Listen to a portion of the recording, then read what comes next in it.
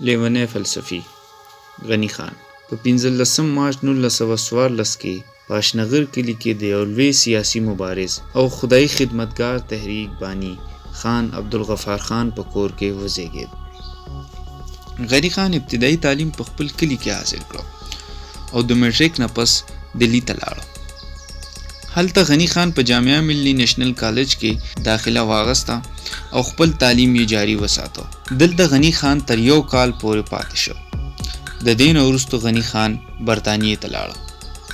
چرته چې غني خان د خپل پلار باچا خان د یو ملګري په سرپرستۍ کې پاتې کېدو. په کال 1921 کې غني خان د باچا خان په وینا د کیمیکل انجینرینګ دپاره یو ایس ته لاړ. دلته غني خان 3 کاله پورې خپل تعلیمي تسلسل جاری وساته. دا هغه وخت و چې د غني خان په ژوند کې یو عجیبه انقلاب راغی، کوم چې د دې خاورې د سیاسي صورتحال نتیجه وه. باچا خان چې د غني خان پلار و، د هغه ټول جایداد برټش ګورنمنټ ضبط کړ، ځکه چې باچا خان په دې خاوره د برطانوي سامراج سره جنګېده. د دې وجې غني خان خپله ډیګري مکمل نه کړی شوه او واپس راغی.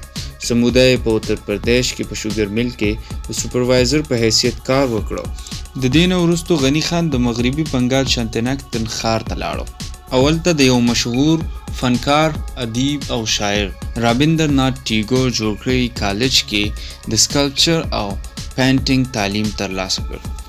دلته غني خان د سنګ تراشۍ او پینټینګ داسې تعلیم حاصل کړ چې راتلونکو نسلونو ته یې یو نه ختمېدونکې سرمایه پرېښود. ویل کېږي چې په دې وخت کې د جواهرلال نهرو د لور اندرا ګاندي سره غني خان د واده کولو خواهش هم څرګند کړی و، ولې دا واده ونه شو او سموده وروستو په 1941 کې د نواب رستم جنګ لور چې روشن نومېده سره غني خان واده وکړ. په 1940 کې غني خان په فرنټیر شوګر مل کې ملازمت شروع کړ، ولې د باچا خان شخصیت په غني خان کافي اثرات وو، ځکه غني خان د سیاست سره ډیر نږدې پاتې شو.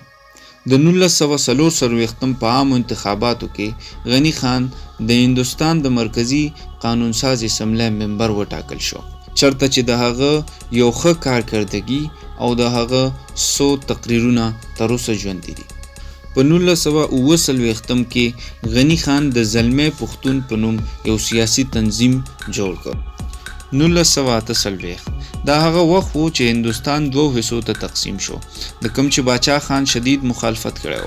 هغې غوښتل چې پښتنو ته خپل مستقبل د فیصلې کولو اجازت ورکړی شي، او کله چې کانګرس د هندوستان د تقسیم حمایت وکړو نو باچا خان وویل You have thrown us to the wolves، یعنی تاسو مونږ شرمخانو ته وغورځولو. په دې سلسله کې باچا خان بلا جیلونه تیر کړي وو، ولې په دې مخور سره غني خان هم جیل کړی شو او د 1954 پورې غني خان او باچا خان د ملک په مختلفو جیلونو کې پاتې شو. دا هغه وخت و چې غني خان پکې خپل یو مشهور شعري مجموعه د پنجرې چغار ولیکه. د غني خان د شاعرۍ یو ځانګړی اړخ دا ګڼلی کېږي چې غني خان رومانیت ته د پښتو رنګ ورکړی دی. د دې سره سره د غني خان شاعري په پښتو شاعرۍ کې یو ځانګړی او منفرد حیثیت لري. د هغې وجه دا وه چې غني خان په مختلفو کلچرونو کې پاتې شوی او مختلف معاشرې غني خان تجربه کړی وي. د دې سره سره غني خان ژوند ته په یو ډیر حساس نظر کتل او مذهب ته یې په یو ځانګړي انداز. د غني خان شعري مجموعې د پنجرې چغار، پانوس، پلوشې او لټون دي. د دې سره سره غني خان په انګریزۍ کې د پټانس کتاب لیکلی دی چې په 1939 کې چاپ شوی دی. د دې سره سره غني خان په اردو ژبه کې یو کتاب لیکلی دی چې نوم یې خان صاحب دی.